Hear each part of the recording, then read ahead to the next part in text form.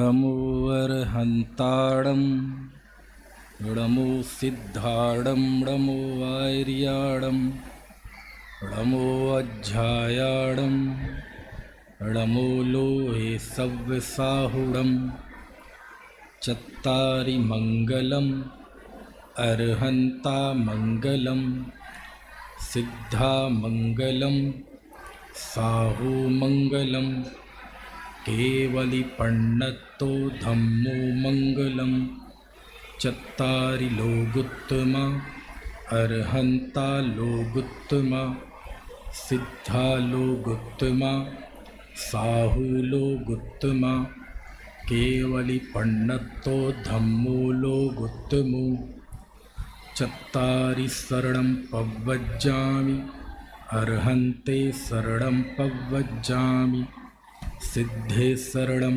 पव्वज्जामि साहु शरणं पव्वज्जामि केवली पण्णत्तं धम्मं शरणं पव्वज्जामि वन्दितु सव्यसिद्धे धोयमचलमणोऽवं गदिं पत्ते ओच्छामि समय पाहुड मिडमो सुद केवली भणिदम्।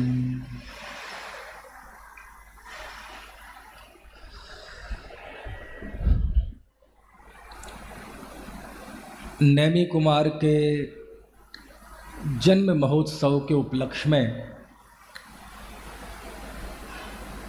पूरा हंसते खेलते और उल्लास के साथ आज का दिन व्यतीत हो रहा है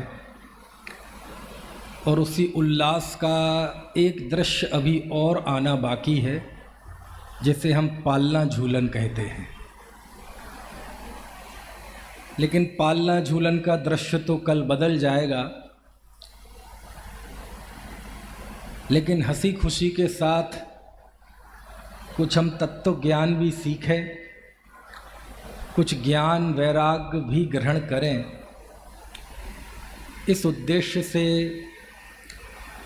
आत्मार्थियों के महोत्सव के केंद्र में ये जिनवाणी होती है, जिनवाणी का स्वाध्याय होता है। सामने ग्रंथादिराज परमागम समयसार विराजमान है। क्यों न थोड़ी सी चर्चा इसी ग्रंथ पर कर ली जाए, क्योंकि मुझे पता है रात्रि का समय है और बड़ा प्रमाद भरा ये समय होता है। इसलिए कोई बहुत भारी सूक्ष्म चर्चा तो समयसार की मैं नहीं करूँगा, घबराना मत आप, क्योंकि मैं जानता हूँ पंचकल्याणक में, वो भी रात्रि के समय में, एकदम केवल ज्ञान से भिन्न आत्मा की बात करने लगें तो पता चले आत्मा तो केवल ज्ञान से भिन्न नहीं हुआ, हम और आप भिन्न भिन्न हो गए। एक छोटा सा कलश पढ़ेंगे जो सरल है, सुपाच्य है और कहीं ना कहीं हमें गुदगुदाने वाला है। समय सार के जीवाजीव अधिकार में जब पूर्व रंग पूरा होता है तो 39 गाथा से 44 गाथा तक, इन गाथाओं में आचार्य कुंद कुंद भगवान ने कुछ ऐसी मान्यताओं को उपस्थित किया जो आत्मा को नहीं जानते, और जब वो आत्मा को नहीं जानेंगे तो स्वाभाविक है वो किसी न किसी अनात्मा को आत्मा जानेंगे। या तो वो शरीर को आत्मा जानेंगे, या कर्म को आत्मा जानेंगे, या अपने विकारों को आत्मा जानेंगे। कहीं ना कहीं किसी न किसी जगह पे वह व्यक्ति अटक जाता है और कदाचित धर्म के क्षेत्र में जाता है, धर्मात्माओं को सुनता है, तो वहाँ भी उसे आत्मा की वही प्ररूपणाएँ मिलती हैं। कोई अनुभाग को आत्मा मानता है, कोई नौकर्म को आत्मा मानता है, कोई कर्म के उदय उदीर्णा आदि को आत्मा मानता है। ऐसे अनेक परमात्मवादी हैं। कौन है? परमात्मवादी, जो आत्मा को नहीं जानते। और उन सब को कुंद देव ने गाथा 39 से लेकर गाथा 43 तक 5 गाथाओं में उपस्थित किया। यानी जो आत्मा को नहीं जानते, आत्मा के स्वरूप का जिन्हें बोध नहीं है, उन सारे संसार की मान्यताओं को आचार्य ने 5 गाथाओं में लिया और फिर ये कह के सबको पोटली में बांध के समुद्र में फेंक दिया कि जेड़ंदु एदे सब्बे भावा पुद्गल दब्बस्य परिणाम निपन्ना, कि ये सभी भाव पुद्गल द्रव्य की पर्याय हैं, पुद्गल द्रव्य के परिणाम हैं। ऐसा कह के आचार्य ने समस्त मान्यताओं को, समस्त अज्ञानी की मान्यताओं को पोटली में बांध के ऐसे ही फेंका जैसे कोई दूध में से मक्खी निकाल के फेंकता है। इसके बाद आचार्य अमृतचंद स्वामी एक कलश लिखते हैं। बस वो कलश हमें पढ़ना है। बड़ा सरल कलश है लेकिन बहुत आनंद आएगा।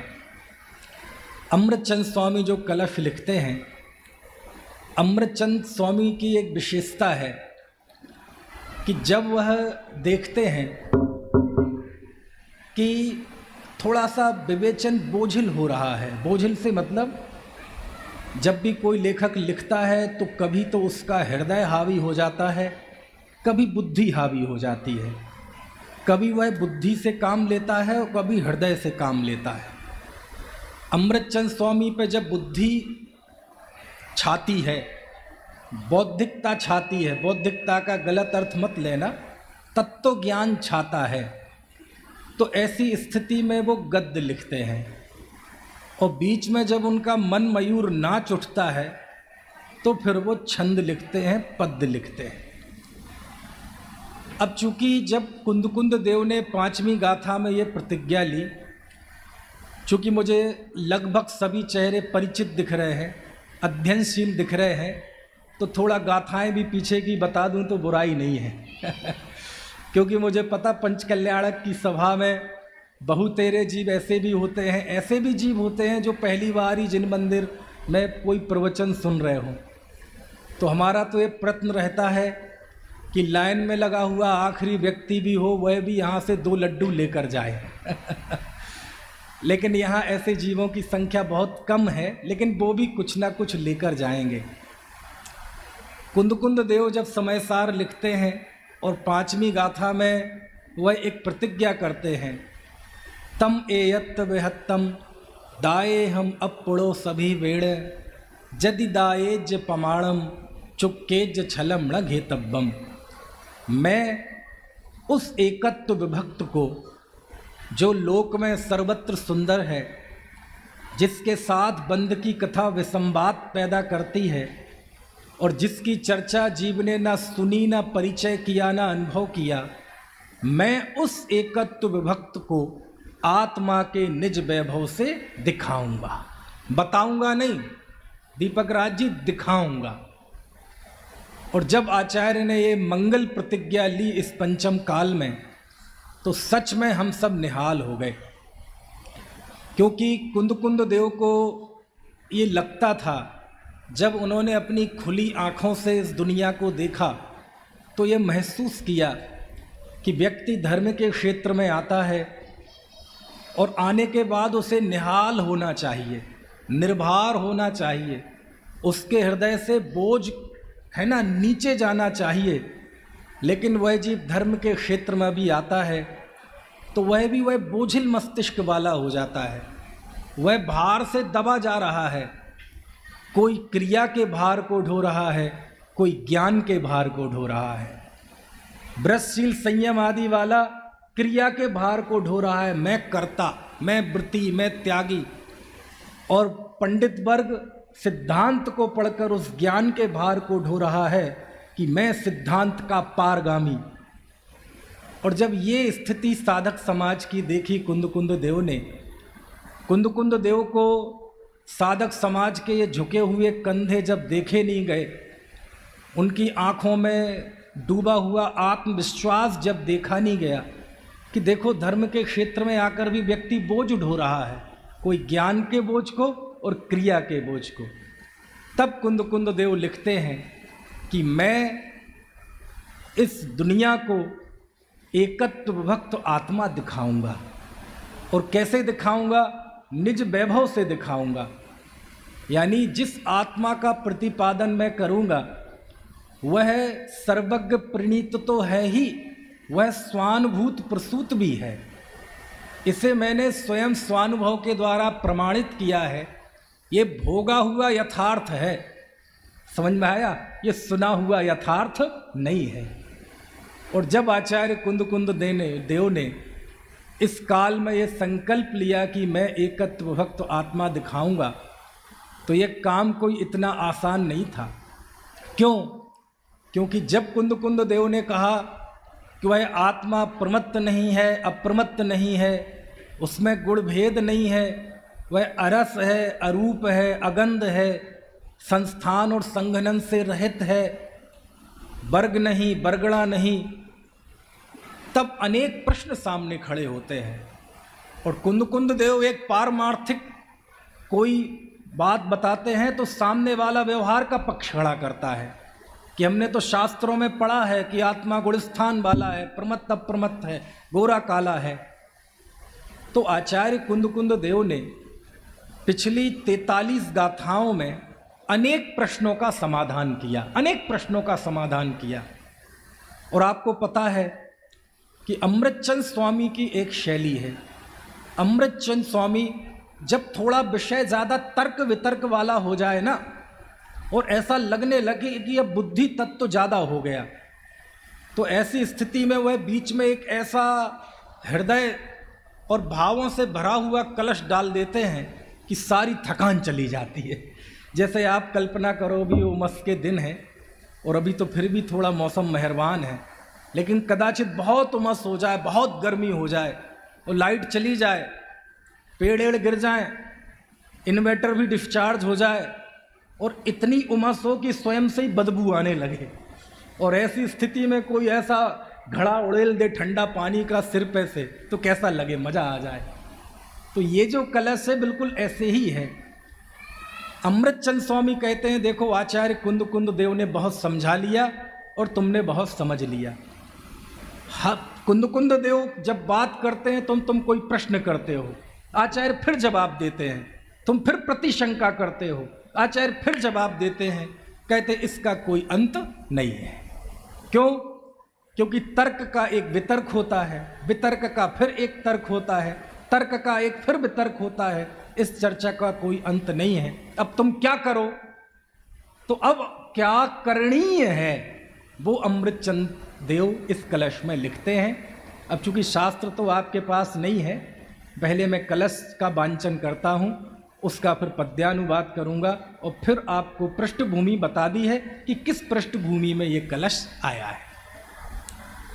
वीरम किम परेणा कार्य कोलाहलेन स्वयमपि निवृत सन पश्य क्षणमासमेकं हृदय सरसि पुंसः पुद्गलाद भिन्न धाम्नो ननु किमेनुपलब्धिर्भाति किंचोपलब्धि। ये कलश है, 34वें नंबर का कलश है। और जिज्ञासा हो तो देख लेना, चाहें तो आप मोबाइल में भी निकाल सकते हैं। ये कलश है। अमृतचंद स्वामी कहते हैं, आचार्य ने बहुत समझाया, हमने भी बहुत समझ लिया, इसका कोई अंत नहीं है इस सिलसिले का, तो अब क्या करो? आचार्य कहते हैं विरम, पहला ही शब्द है इस कलश का, अब विरम। विरम मतलब अब ठहर जाओ, अब रुक जाओ।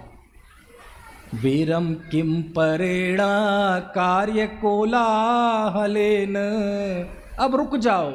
क्यों? इस अकार्य के कोलाहल से क्या?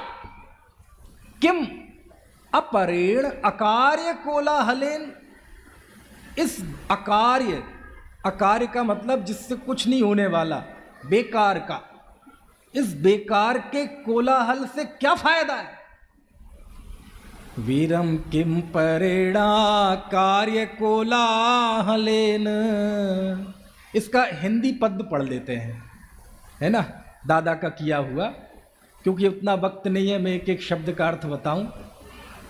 हे भव्य जन क्या लाभ है इस व्यर्थ के बकवाद से, अब तो रुको निज को लखो अध्यात्म के अभ्यास से। यदि अनवरत 6 मास हो निज आत्मा की साधना, तो आत्मा की प्राप्ति हो संदेह इसमें रंचना। बिल्कुल सरल हो गया। अब क्या लिखा है इसमें? हे भव्य जन। इसमें ऐसा संबोधन नहीं है, ये अनुवादकर्ता ने अपनी ओर से एक्स्ट्रा इफेक्ट्स डालने के लिए, छंद पूर्ति के लिए एक संबोधन दे दिया। हे भव्य जन, क्या लाभ है इस व्यर्थ के बकवाद से। यहां जो लिखा ना, अपरेण अकार्य कोलाहलेन, इस अकार्य के, इस बेकार के कोलाहल से क्या फायदा है, उसको अनुवादक ने क्या लिखा है? व्यर्थ के बकवाद से। समझ में आए? बकवाद क्या होता है? ये वो ही होता है जिसे हम लोक में बकवास कहते हैं, लेकिन बकवास शब्द थोड़ा सा अशिष्ट है, इसलिए अनुवादकर्ता ने कौन सा शब्द लिया? बकवाद। क्योंकि हर शब्द की एक इमेज होती है ना, उस इमेज का भी उपयोग साहित्यकार करते हैं। भगवान को आप पानी चढ़ाते हैं कि जल चढ़ाते हैं? जल चढ़ाते हैं ना, कि पानी और जल में क्या फ़र्क है? लेकिन जब पीते हैं तो वही पानी है, और जब चढ़ाते हैं तो वो जल होता है। हम भोजन करते हैं और महाराज श्री को भोजन नहीं कराते, क्या देते? आहार देते हैं। क्या फ़र्क है? इमेज का फ़र्क है। तो इस तरह उन्होंने बकवाद शब्द का प्रयोग किया। अब कोई कहे कि हे आचार्य देव, इतनी जो पिछली गाथाओं में प्रश्न उत्तर चल रहे हैं, निश्चय का पक्ष, व्यवहार का पक्ष, इस तत्व चर्चा को, इस चर्चा को आप बकवाद कह रहे हैं? इस चर्चा को अमृतचंद स्वामी कोलाहल कह रहे हैं? लिखा ना, विरम किम परेण अकार्य कोलाहलेन। ये बेकार का कोलाहल है, ये पारमार्थिक चर्चा, ये तत्व अभ्यास, ये कोलाहल कहते हैं आचार्य आप? बोले हाँ। यदि इस चर्चा का एकमात्र उद्देश्य केवल वाक विलास हो, बुद्धि विलास हो, केवल तर्कणा खरी करना हो, तो फिर ये बकवास है। समझ में आए ना? ये कोलाहल है। लेकिन यदि उस तत्व तक पहुंचना चाहते हो तो एक बार तो इस चर्चा को, इस कोलाहल को बंद करना पड़ेगा। तो क्या करें बंद करके? हे भव्य जन, क्या लाभ है इस व्यर्थ के बकवाद से, अब तो रुको, अब रुक जाओ, निज को लखो, स्वयं को देखो। कैसे? अध्यात्म के अभ्यास से। अध्यात्म के अभ्यास से। अध्यात्म का अभ्यास मतलब स्वयं को देखने, स्वयं को परखने, स्वयं में जमने का अभ्यास।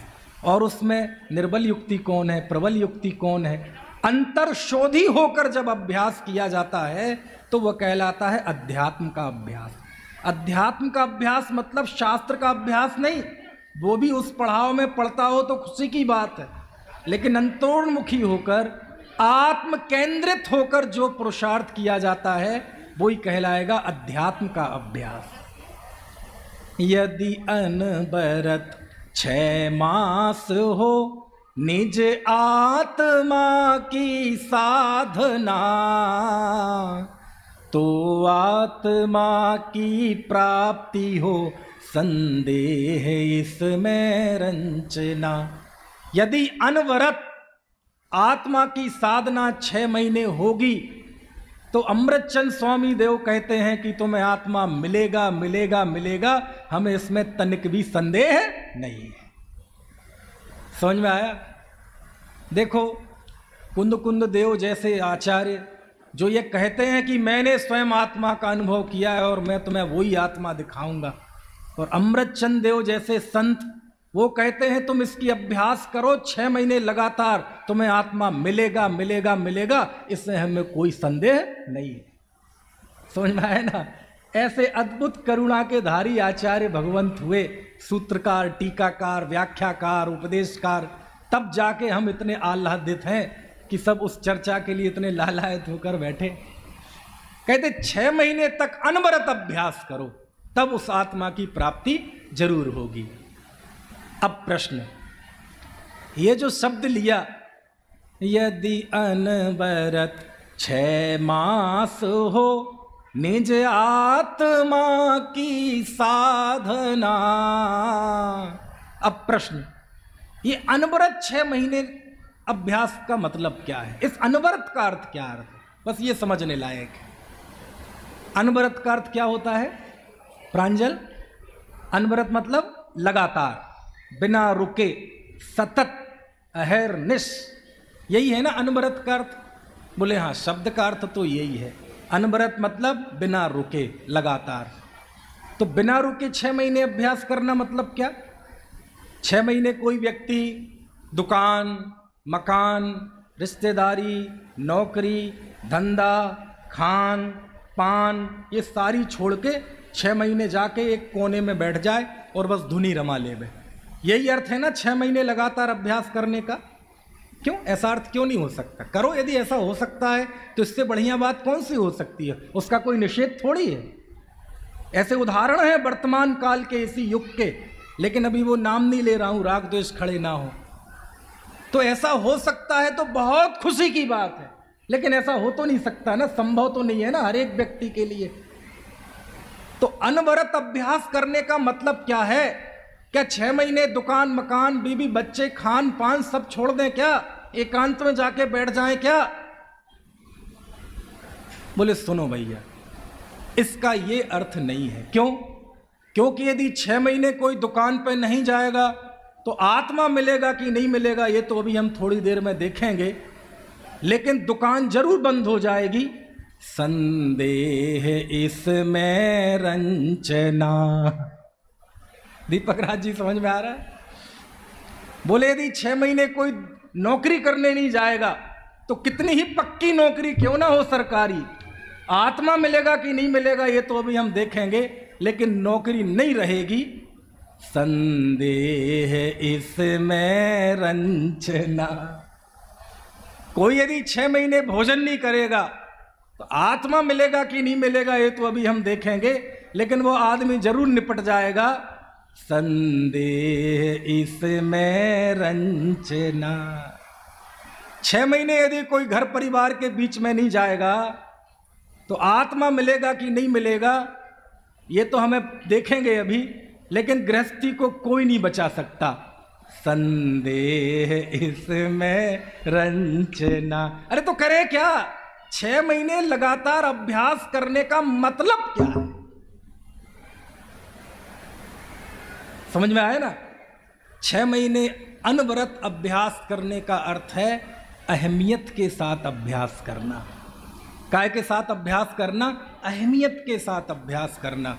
यानी 6 महीने के लिए व्यक्ति घर भी है, दुकान भी है, मकान भी है, लेकिन ऐसा अंतर्शोधी हो गया है कि उसे लगता है कि अब ये जीवन रहे ना रहे, श्वासें रहे ना रहे, प्रतिष्ठा रहे ना रहे, मकान दुकान रहे ना रहे, ये उदय के अनुसार चलते हैं। पता नहीं किस समय जीवन की शाम हो जाए, श्वास छूटने के पहले मुझे अपने पूरा पौरुष जगाते हुए इस आत्मा का अनुभव करना है, क्योंकि एक एक पल बड़ा कीमती है।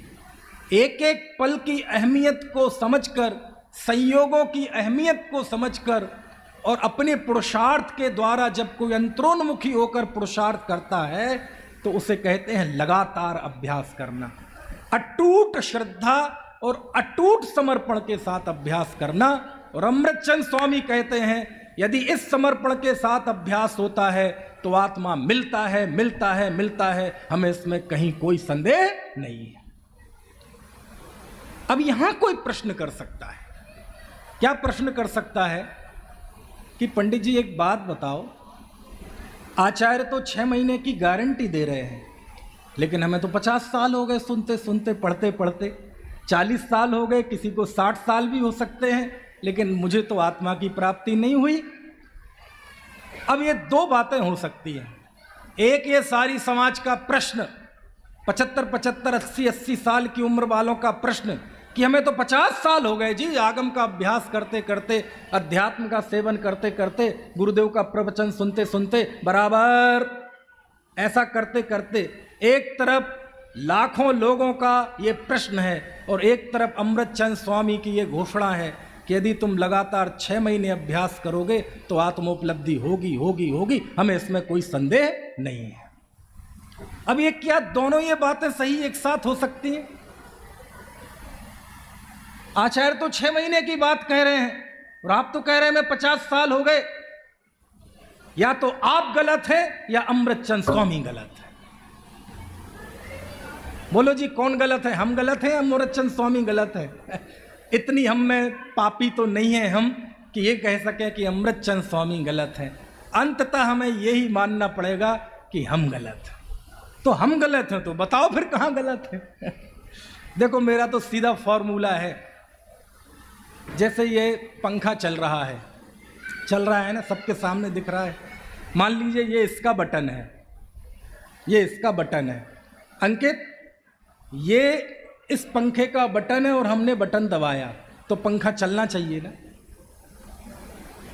चलना चाहिए ना प्रांजल। हमने ये बटन ऑन किया तो पंखा चलना चाहिए ना, लेकिन नहीं चल रहा है। और यदि नहीं चल रहा है, चल जाए तो खुशी की बात है, तो प्राकृतिक है। यदि कोई अंतरोन्मुखी पुरुषार्थ करे और उसे भगवान आत्मा मिल जाए तो ये तो सरल सहज स्वाभाविक बात है ना। लेकिन बटन दबा रहे हैं और पंखा चल नहीं रहा है, इसका मतलब क्या है? इसका मतलब कहीं ना कहीं कुछ एरर है, कहीं ना कहीं कुछ कमी है। अब एरर क्या हो सकता है? या तो ये बटन गलत है, खराब है, दूसरा या पंखा खराब है, तीसरा हो सकता है पंखा भी सही हो और स्विच भी सही हो सकता है बीच का कनेक्शन गड़बड़ हो। समझ में आ रही है बात? हो सकता है पंखा भी सही हो, बटन भी सही हो, कनेक्शन भी सही हो सकता है लाइट ही ना हो, और सब कुछ सही हो, पता चले बगल वाला बटन दबा रहे हैं, तब भी नहीं चलेगा। क्यों?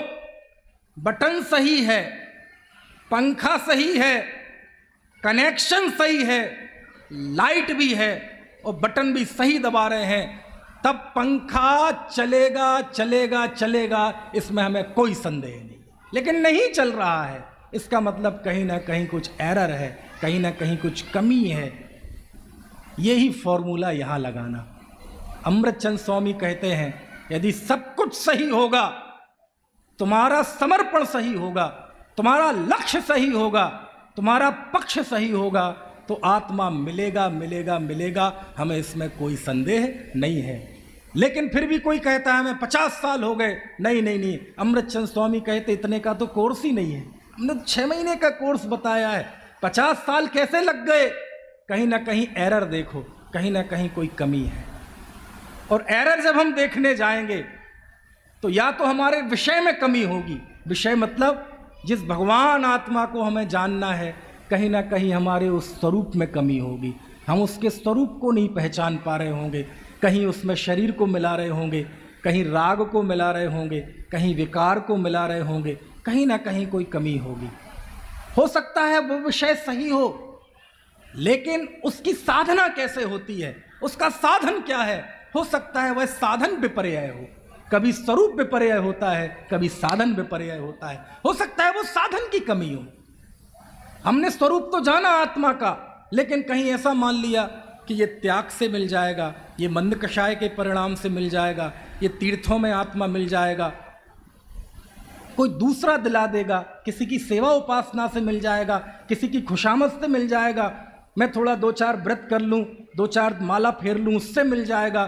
कहीं ना कहीं यहाँ एरर होगा, या तो स्वरूप विपर्यय होगा या साधन विपर्यय होगा। और हो सकता है हमने शास्त्रानुसार स्वरूप भी जान लिया हो सकता है हमने उसका साधन भी जान लिया हो, लेकिन हो सकता है करंट ना हो। करंट समझ गए? भीतर का उतना समर्पण ना हो। आत्मा है, जानते हैं, आत्मा को किस साधन से प्राप्त किया जाता है वो भी जानते हैं, लेकिन जो जीवन का पुरुषार्थ होना चाहिए, जिस समर्पित भाव से आत्मा आराधना होनी चाहिए, हो सकता है वो समर्पण ना हो। क्यों? क्योंकि मिथ्यात्व की चट्टान बहुत बड़ी है, पर्याय मूढ़ता का पहाड़ बहुत बड़ा है। तो हम पुरुषार्थ नहीं कर रहे क्या? हाँ कर रहे हैं। कोशिश नहीं कर रहे क्या? हाँ कर रहे हैं। तो रुचि नहीं है क्या? हाँ है, नहीं तो यहाँ इकट्ठे क्यों होते? रुचि तो है, लेकिन मिथ्यात्व को पहाड़ के तोड़ने के लिए जैसी चोट चाहिए वैसी नहीं है। इतना बड़ा पहाड़ है और कोई वो बहनें वो सिलती है ना सुई से, सबसे पतली वाली सुई कौन सी कहलाती है? तुरपाई वाली सुई। अब तुरपाई वाली सुई से कोई पहाड़ तोड़ रहा है, टक टक टक, जिंदगी निकल जाएगी, वो पहाड़ नहीं टूटेगा, जीवन खत्म हो जाएगा। सुनार की हथौड़ी से, छोटी सी हथौड़ी होती है ना, टक टक टक, जीवन निकल जाएगा, लेकिन वो पहाड़ नहीं टूटेगा। तो पुरुषार्थ तो कर रहे हैं। हाँ, ऐसा पुरुषार्थ तो तुम अनंत काल तक करते रहना, अमृतचंद स्वामी कह रहे हैं। क्योंकि आप कोई श्रोता हैं, मैं कोई वक्ता हूं, ऐसा कतई नहीं है। वक्ता तो आचार्य हैं, हम तो, मैं ऊपर बैठकर, आप नीचे बैठकर, हम उनके वचनों को समझने का प्रयत्न कर रहे हैं। समझ में आ रहे? तो कर तो रहे हैं। बोले नहीं नहीं नहीं नहीं नहीं, या तो साध्य में कमी है, या साधन में कमी है, या भीतर के पुरुषार्थ में कमी है। कहीं ना कहीं तो है, करंट में कमी तो है। अन्यथा स्विच ऑन करेंगे तो पंखा चलेगा चलेगा चलेगा। हम कुंद देवे आचार्य कल्प टोडरमल जी कहते हैं कि जब जीव पुरुषार्थ करता है तो कार्य की सिद्धि होती ही है। समझ में आया ना? होती ही है। सब काल लब्धि आई होगी नहीं हो, कैसे तुम्हें नहीं मिलेगा आत्मा। साहब वो कर्म का उपशम क्षय उपशम नहीं हुआ तुम्हें नहीं मिलेगा आत्मा। समझ में आया ना? टोडरमल जी कहते हैं कि यदि सच्चा पुरुषार्थ होता है तो कार्य होता ही है, यदि नहीं हुआ है तो बोले पुरुषार्थ की कमी है, कहीं ना कहीं पौरुष की कमी है। क्यों? जिस क्षण कार्य होता है वही काल लब्धि है, वही पुरुषार्थ है। ये समवायों से पृथक बात नहीं कह रहा हूं मैं, सब वही बात है। अमृतचंद स्वामी कहते हैं, बोले कहीं ना कहीं कोई कमी है, उस एरर को देखो। या तो विषय में कमी है, या साधन में कमी है, या भीतर के पुरुषार्थ में कमी है। और यदि आपको एरर देखना हो तो मैं आपको एक बहुत अच्छा तरीका बताऊं। बोलूं? बहुत अच्छा तरीका। समर्पण देखना हो, हमारी कमी कहाँ है, हमारी रुचि में कमी कहाँ है। क्योंकि इस युग में गुरुदेव के प्रताप से अब किसी को विषय में तो संदेह रहा नहीं कि हमारी साधना का साध आत्मा है, और उसकी प्राप्ति ब्रजशील संयम से नहीं, अंतरोन्मुखी पुरुषार्थ से जो होती है। ये बात तो बच्चे बच्चे को घुट्टी में पिला दी गई है। अब कमी कहाँ रह जाती है? कहीं ना कहीं रुचि और समर्पण की कमी रह जाती है। तो कहीं ना कहीं अटकाव है। तो उस अटकाव को जानना है। अंकित बता दूं? चलो करते हैं कोशिश थोड़ी। जन्म कल्याणक के मौके पे ऐसी बातें करने का समझ लो जोखिम तो है, लेकिन मेरी आदत है थोड़ी जोखिम उठाना। है ना? आप ऐसा करना, जब कोई ऐसा टाइम आए, हो सकता है पंचकल्याणक के दौरान तो ऐसा समय ना आए, आ जाए तो खुशी की बात है, इस यहाँ से जाने के बाद आए। क्या देखना है हमें? किस पे बात कर रहे हैं दीपक राज जी? अपनी रुचि कहाँ है, कहाँ कहाँ अटकाव है। देखो, आप जब बिल्कुल एकांत हो, आपको कोई भोजन की फिक्र ना हो, कोई पानी की फिक्र ना हो, भूख प्यास कुछ भी नहीं है, दुकान की चिंता वो भी नहीं है, मकान की चिंता वो भी नहीं है, बच्चों की फीस आदि की चिंता वो भी नहीं है, रिश्तेदारी की चिंता, दुनिया की कोई चिंता आपको जिस समय ना हो। हालांकि ऐसे पल इस पंचम काल में बहुत मुश्किल है, लेकिन निकालना पड़ेगा। कोई चिंता नहीं है आपको, बिल्कुल किसी भी तरह की कोई चिंता नहीं है। मौसम की प्रतिकूलता भी नहीं है, ना गर्मी है ना सर्दी है। कभी आप बिल्कुल शांत किसी एकांत समय में बैठे हो, चाहे घर में बैठे हो, चाहे मंदिर में बैठे हो, छत पे बैठे हो, टहल रहे हो, कहीं भी बैठे हो, जगह की कोई पाबंदी नहीं है। समय की, दोपहर का हो, शाम का हो, रात का हो, कोई पाबंदी नहीं है। किसी भी समय, किसी भी स्थान पर जब बिल्कुल आप शांत बैठे हो। शांत की बात क्यों कह रहा हूं मैं?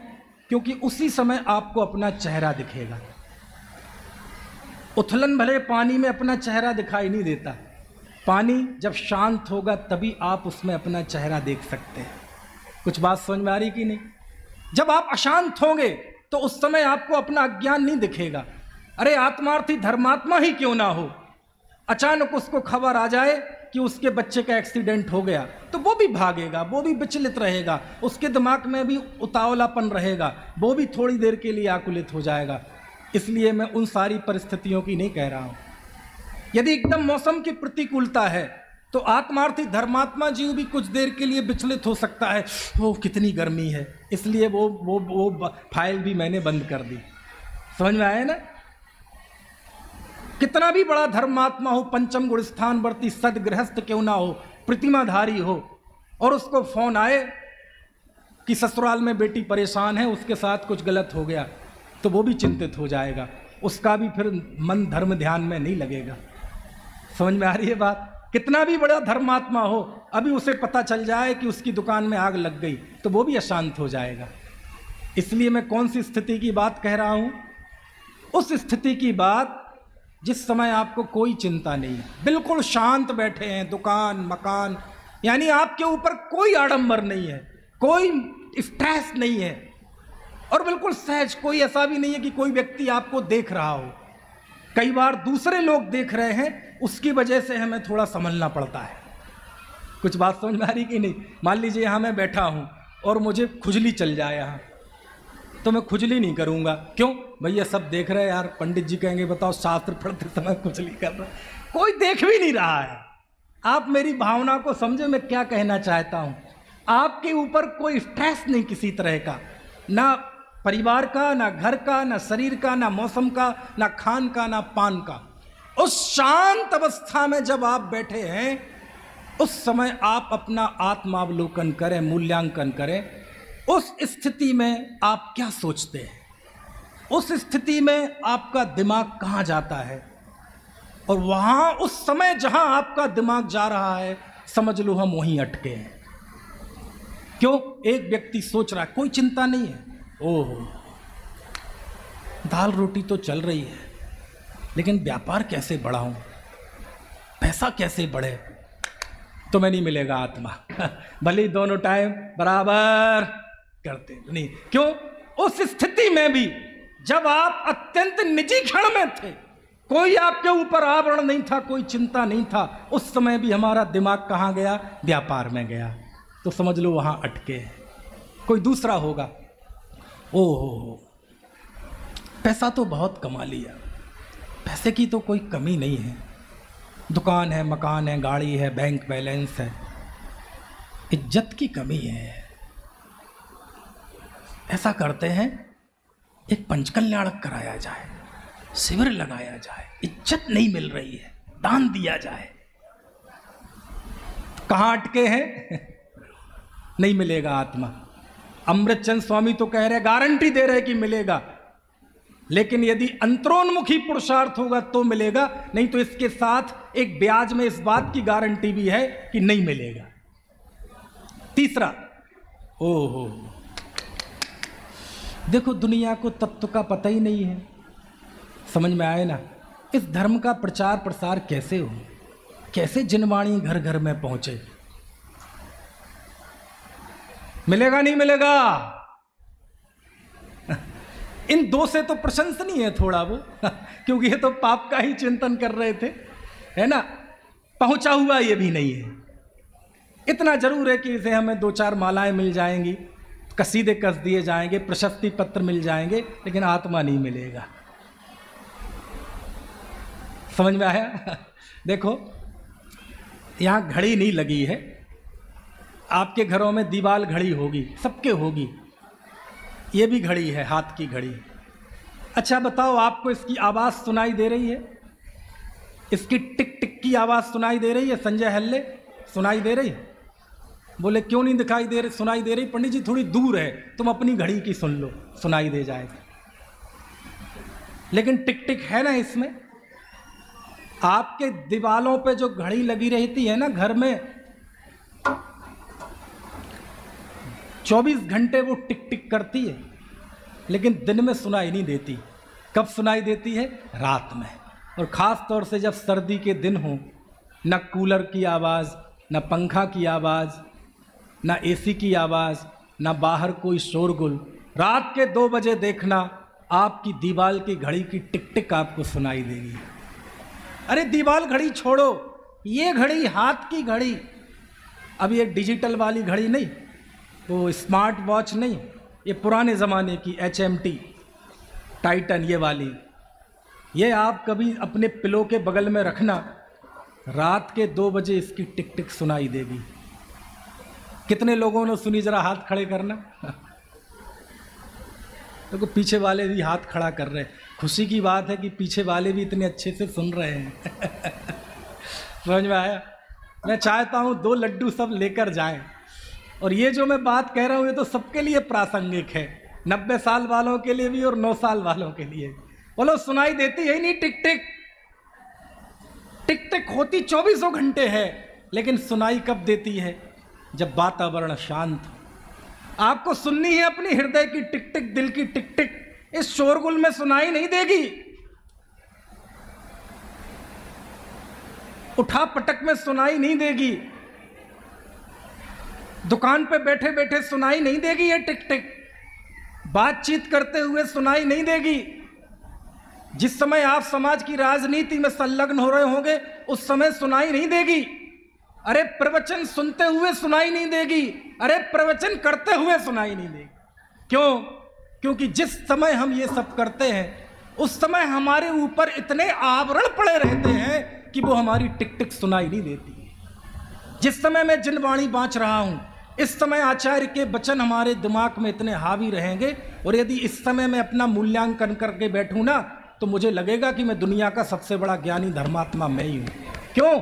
कुंद कुंद देव की वचन पढ़ रहे हैं, अमृतचंद स्वामी के वचन पढ़ रहे हैं, आपके सामने उनको प्रस्तुत कर रहे हैं। यदि इस समय मैं अपने हृदय की टिक टिक सुनने लगूं तो मुझे लगेगा दुनिया का सबसे बड़ा ज्ञानी धर्मात्मा कौन है? मैं हूं।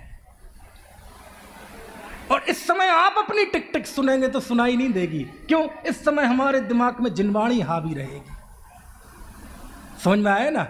और धरसेन स्वामी ने तो लिखा है धवला पुस्तक 1 में कि बहुत सारे श्रोता ऐसे होते हैं जो मिट्टी की तरह होते हैं कि जैसे जब बारिश हो जाए तो मिट्टी गीली हो जाती है, और मिट्टी गीली हो जाए तो आप उसे आकार दे सकते हैं, लेकिन ज्यों ही बारिश पड़ना बंद हुई वह मिट्टी इतनी कड़क हो जाती है कि उसको आकार नहीं दिया जा सकता। ऐसे ही जब जिन वचन पढ़ते हैं और सुनते हैं उस समय हमारा चित्त ऐसा भीगता है ज्ञान से, वैराग्य से, ऐसी उछाले मारता है, क्या बात है, ऐसा लग रहा है। और उस समय यदि हम अपना मूल्यांकन करेंगे तो ऐसा लगेगा कि छपक श्रेणी मारने वाले हैं, क्योंकि भावुकता हावी होती है। समझ में आया? और ज्यों ही जिन वचन पढ़ना सुनना बंद हुए और चित्त की मिट्टी इतनी कड़क हो जाती है, उस मिट्टी को कड़क होने में तो वक्त लगता है। ऐसा नहीं है कि बारिश रुक गई और मिट्टी कड़क हो गई। अरे 2-4 दिन लगेंगे, लेकिन यह चित्त की मिट्टी इतनी कड़क होती है। अभी 1 मिनट पहले जिनवाणी सुन रहा था, अद्भुत है, अद्भुत है, बराबर धन्य काम किया, पंचम काल में गुरुदेव ने अमृत बरसाया है। और यहाँ जावाणी के ज्ञान ते हुई और वह मिट्टी इतनी कड़क हो जाती है। और कई लोग तो इतनी राजनीति और कषाय में दुर्ध्यान में व्यस्त हो जाते हैं कि सच में 5 मिनट पहले जिनवाणी पढ़ने और सुनने के समय जो उसकी फोटो थी और 5 मिनट बाद जो उसकी फोटो है, दोनों के चेहरे ऐसे दिखाए जाएं और सामने, और कहा जाए देखो दोनों तुम्हारे चेहरे हैं। एक चेहरे पे कितनी उल्लास, कितनी शांति, कितना आनंद वैराग्य, और दूसरे में कितनी कुटिलता। दोनों चेहरे दिखाएं तो सच में हम अपनी नजरों में गिर जाएंगे। इसलिए यहां बैठकर टिक टिक सुनाई नहीं देगी, वहां बैठकर टिक टिक सुनाई नहीं देगी। भगवान का दर्शन करते समय टिक टिक सुनाई नहीं देगी, क्योंकि उस समय भक्ति हावी होती है। क्रिया करते समय टिक टिक सुनाई नहीं देगी, क्योंकि जब हम शुभ क्रियाएं करते हैं तो शुभ क्रियाएं दिमाग पर इतनी हावी होती हैं कि उस समय अपनी टिक टिक सुनेंगे तो ऐसा लगेगा कि मुझसे ही बड़ा धर्मात्मा कोई नहीं है। कब सुनाई देगी टिक टिक? श्रावक पने के सारे आवरण चादर उतार के फेंक दो, जिम्मेदारी के वो आवरण उतार के फेंक दो। मैं वक्ता, मैं श्रोता, मैं गृहस्थ, सारे आवरण उठा के फेंक दो। जब शांत होते हैं उस समय अपनी हृदय की टिक टिक को सुनो, और उस समय जो ध्यान में आता है समझ लो हम वहीं अटके हैं, वहां से अपने आप को हटाना है। समझ में आए ना? ऐसे अंतर्शोधी होकर कोई अभ्यास करेगा तब अमृतचंद देव कहते हैं कि तुम्हें आत्मा मिलेगा मिलेगा मिलेगा। उथली रुचि से नहीं मिलेगा। वर्तमान की रुचि से करोगे तो अनंत काल तक उस छोटी सी हथौड़ी को मारते रहना, पहाड़ पे पहाड़ नहीं टूटेगा।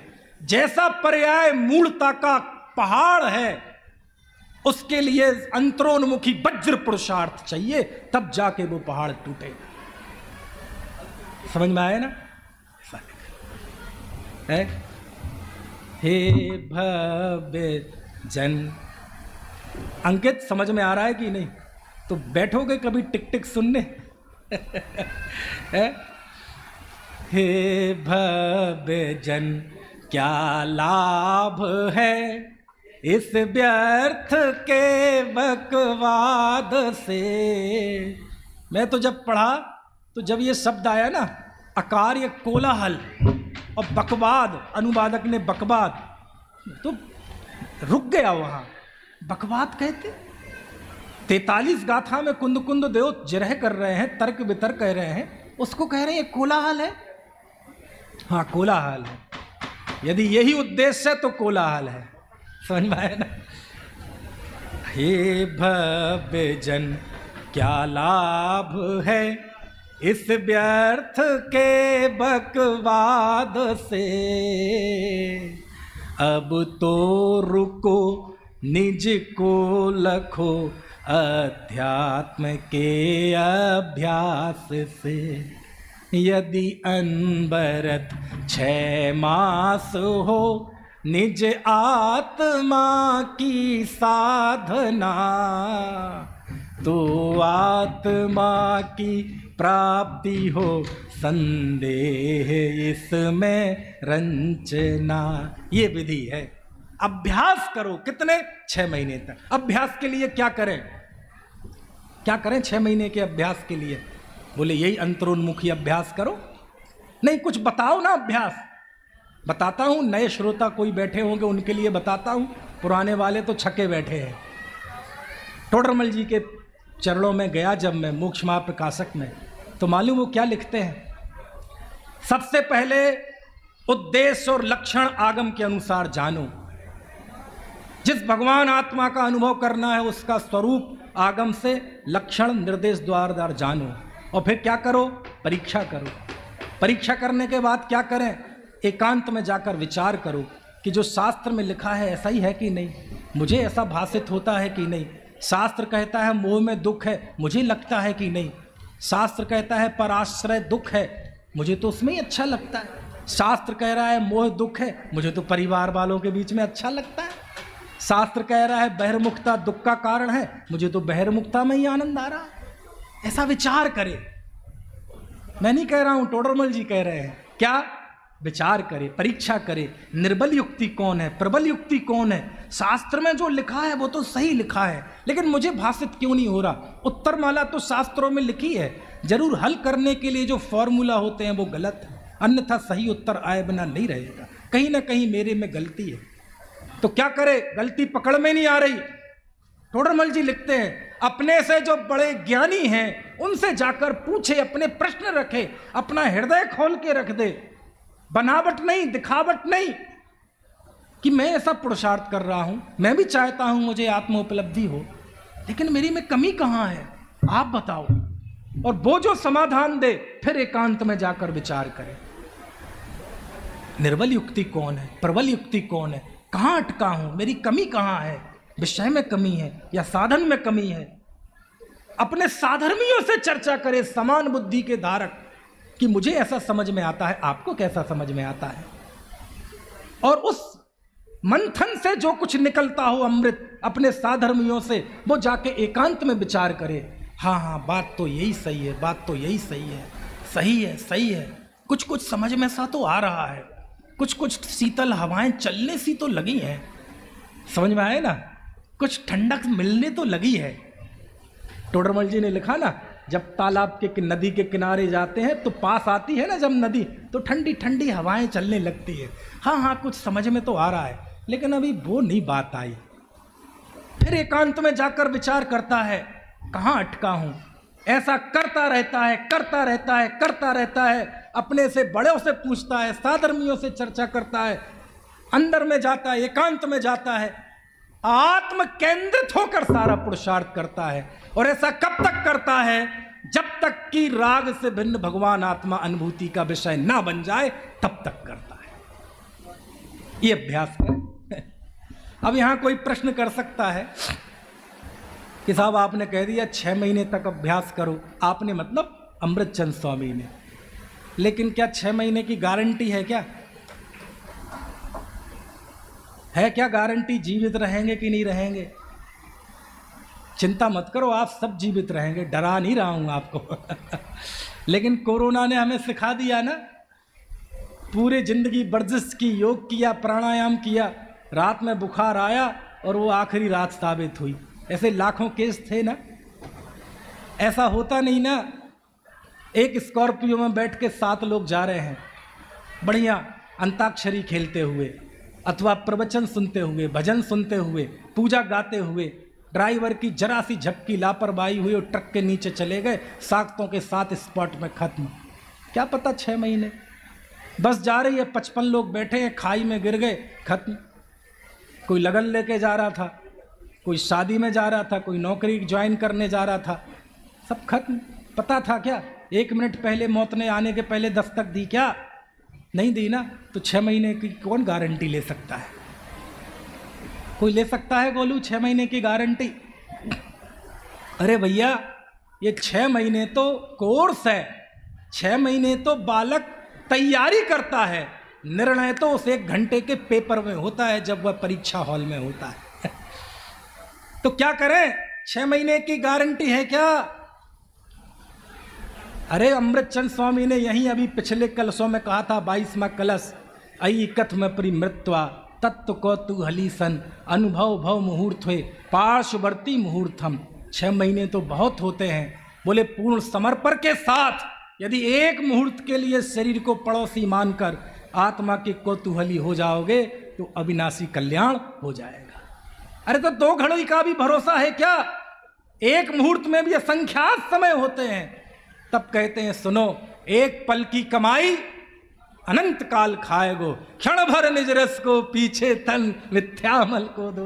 हम जानते हैं पर्याय मूर्ता का पहाड़ बहुत पुराना है, मजबूत है, लेकिन इस पर्याय मूर्ता के पहाड़ को स्वभाव की सामर्थ्य का पता नहीं है।